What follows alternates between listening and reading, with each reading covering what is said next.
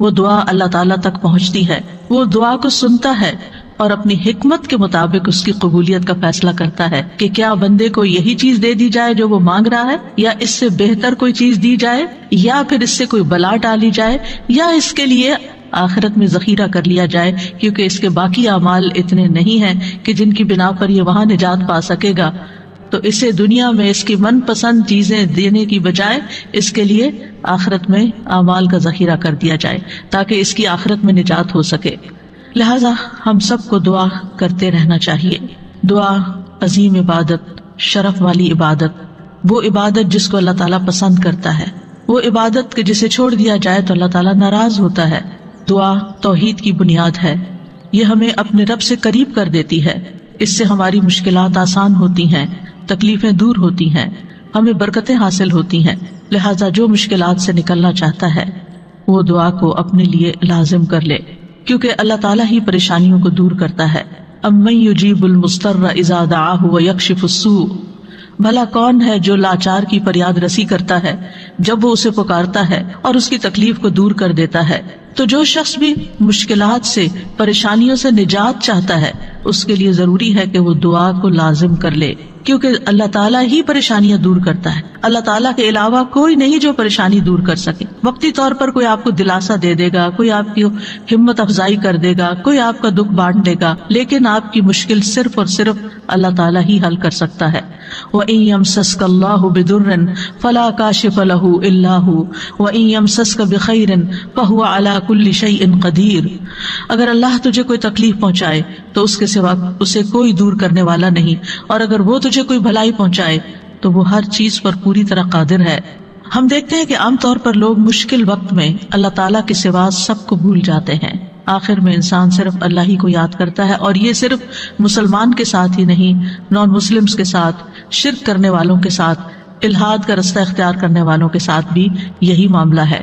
اور اس میں ہم دیکھتے ہیں کہ ایک مرتبہ جب اکرمہ بن ابی جہل نبی صلی اللہ علیہ وسلم سے بھاگ کر کشتی پر سوار ہو گئے، مکہ سے بھاگ گئے اور پھر جزیرۃ العرب چھوڑنا چاہا، اور جس کشتی پر بیٹھے وہ سمندر کے بیچ میں جا کر ڈوبنے لگی، تو کشتی کے مالکوں نے کہا کہ لوگوں اخلاص کے ساتھ دعا کرو۔ اخلاص کا مطلب یہ ہے کہ بتوں کو بھول جاؤ اور صرف اللہ سے دعا کرو، اس لیے کہ اس کے ڈوبنے کو صرف اللہ ہی بچا سکتا ہے۔ تو اس وقت چونک اٹھے کہ اسی چیز کی دعوت تو ہمیں محمد صلی اللہ علیہ وسلم دے رہے ہیں۔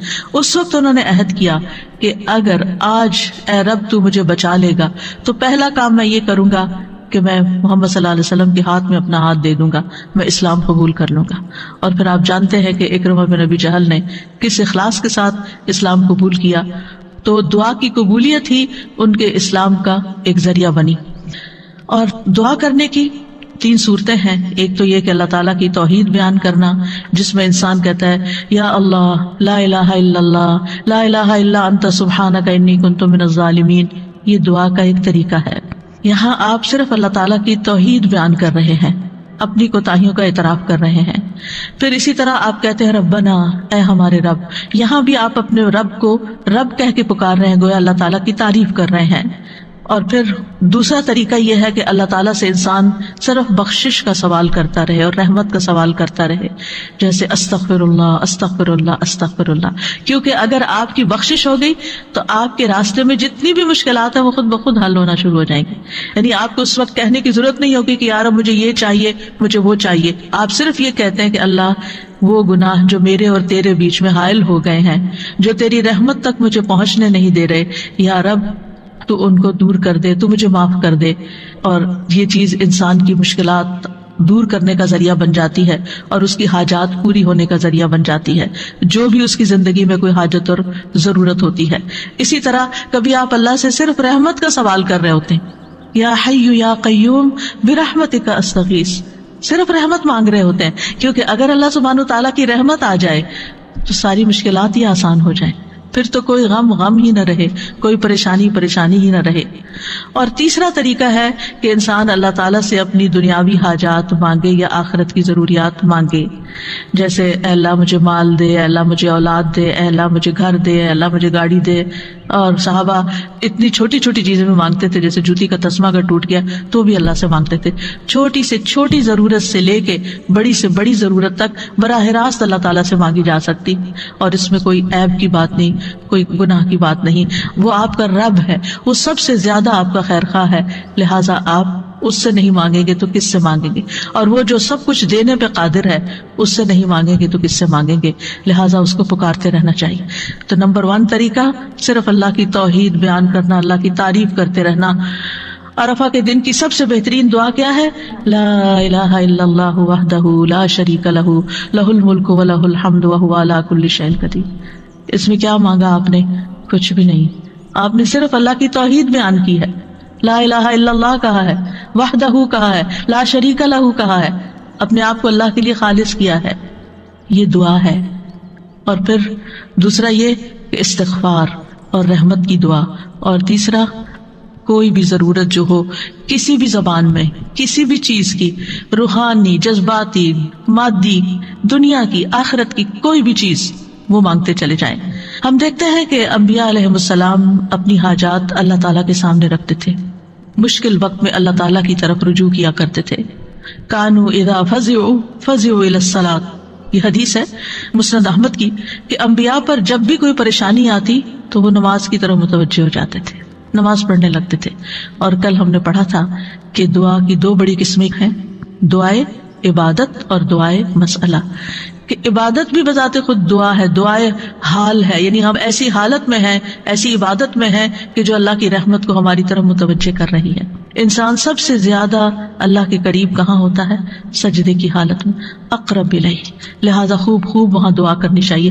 تو نماز بذات خود پریئر ہے، اس کو کہتے بھی پریئر ہے. جو صلاۃ کا معنی بھی دعا ہے، تو وہ تو دعا کا مجموعہ ہے. اسی لیے واستعینوا بالصبر والصلاۃ، جب انسان پر کوئی مشکل آئے تو فوراً نماز کی طرف جائے اور نماز پڑھ کر اللہ تعالیٰ سے دعا بھی کرے. اور بذات خود اگر نوافل پر نوافل بھی پڑھ رہا ہے یا طویل قیام کر رہا ہے، طویل سجدہ کر رہا ہے، تو یہ بھی ایک طرح سے دعا یا عبادت ہی کی حالت میں ہے. انبیاء علیہ السلام کی دعائیں کیوں قبول ہوئی؟ ہم ایک کے بعد ایک پیغمبر کے بارے میں قرآن مجید میں پڑھتے ہیں، اور ہر پیغمبر کی دعا کے بارے میں پڑھتے ہیں کہ وہ قبول ہو گئی. کیوں؟ انہم کانوا یسارعون فی الخیرات ویدعوننا رغبا ورہبا. 2 کام تھے ان کے. ایک تو یہ کہ وہ نیکی کے کاموں میں بہت جلدی کرتے تھے، یسارعون فی الخیرات. تو دعاؤں کی قبولیت کے لیے کیا ہے؟ نیکیوں میں جلدی کریں، نیکیوں میں دوڑ لگائیں، نیکیوں میں آگے بڑھیں. وَيَدْعُونَنَا رَغَبًا وَرَهَبًا، اور وہ ہمیں پکارتے تھے رغبت کے ساتھ بھی اور رہبت کے ساتھ بھی، امید کے ساتھ بھی اور خوف کے ساتھ بھی. تو انسان کو اپنے رب کو امید اور خوف دونوں طریقوں سے پکارنا چاہیے. تو ہم دیکھتے ہیں کہ آدم علیہ السلام پر جب پریشانی آئی، شیطان کے کہنے میں وہ آ گئے اور پھر انہوں نے دعا کی، ربنا ظلمنا انفسنا وان لم تغفر لنا وترحمنا لنکونن من الخاسرین، کہ اے ہمارے رب، ہم نے اپنی جانوں پر ظلم کیا، اگر تو نے ہمیں نہ بخشا، ہم پر رحم نہ کیا، تو ضرور ہم خسارہ پانے والوں میں سے ہو جائیں گے. تو کیا ہوا؟ اللہ تعالیٰ نے دعا قبول کی. فَتَلَقَّى آدَمُ مِن رَبِّهِ كَلِمَاتٍ فَتَابَ عَلَيْهِ إِنَّهُ هُوَ التَّوَّابُ الرَّحِيمُ. اللہ سبحانہ وتعالیٰ نے آدم علیہ السلام کی توبہ قبول کر لی. نوح علیہ السلام کی قوم نے ان کے ساتھ بہت برا سلوک کیا.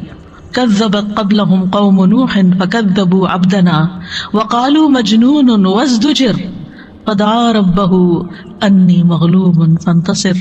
ان سے پہلے قوم نوح نے بھی جھٹلایا تھا، بس انہوں نے ہمارے بندے کو جھٹلا دیا اور کہنے لگے یہ مجنون ہے، اور وہ بری طرح جھڑک دیا گیا. یعنی قوم کے اوباش قسم کے لوگ ان کے ساتھ ڈانٹ ڈپٹ بھی کرتے تھے. اور بعض روایات میں آتا ہے کہ انہوں نے ان کو اتنا مارا کہ بے ہوش کر دیا. تو انہوں نے اپنے رب کو پکارا، انی مغلوب، رب میں مغلوب ہو گیا ہوں، میرا ان پہ کوئی بس نہیں چلتا، میں ان کے ساتھ ہر طریقہ آزما چکا ہوں، یہ نہیں مانتے، بس تو میری مدد کر. کیا ہوا؟ اللہ تعالیٰ فرماتے وَنُوحًا إِذْ نَادَى مِن قَبْلُ فَاسْتَجَبْنَا لَهُ فَنَجَّيْنَاهُ وَأَهْلَهُ مِنَ الْكَرْبِ الْعَظِيمِ. اور نوح کو بھی جب اس نے اس سے پہلے پکارا تو ہم نے اس کی دعا قبول کر لی، پھر اسے اور اس کے گھر والوں کو بہت بڑی گھبراہٹ سے بچا لیا. وَلَقَدْ نَادَانَا نُوحٌ فَلَنِعْمَ الْمُجِيبُونَ، اور بلا شبہ یقیناً نوح نے ہمیں پکارا تو یقیناً ہم بہت اچھے قبول کرنے والے ہیں. اللہ تعالیٰ نے ان کی دعا قبول کر لی اور پوری قوم کو ڈبو دیا سوائے ایمان والوں کے، اور اپنے بندے کا بدلہ لے لیا. یونس علیہ السلام کی مثال ہمارے سامنے ہے کہ جب اپنی قوم سے ناراض ہو کر غضبناک ہو کر چلے گئے تھے، چلتے چلتے سمندر تک، سمندر سے کشتی میں، کشتی سے مچھلی کے پیٹ میں، اور مچھلی چلی گئی سمندر کی تہہ میں، اندھیروں پر اندھیرے. فنادا فی الظلمات ان لا الہ الا انت سبحانک انی کنت من الظالمین.